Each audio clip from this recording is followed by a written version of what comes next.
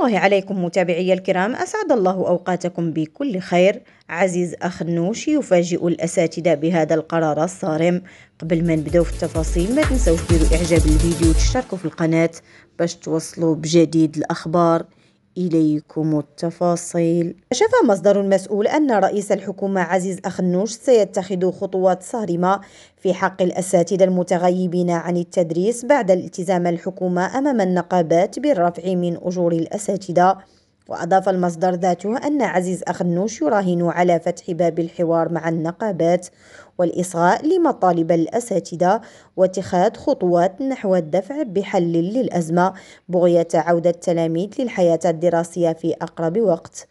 كما أن محضر 10 دجنبر يشكل محطة من محطات الحوار الحكومي مع النقابات، وأنه شكل لجنة حكومية من أجل تدبير هذا الملف وفتح باب تلقي المقترحات الرامية لإنهاء هذه الأزمة في أفق منتصف يناير من السنة المقبلة.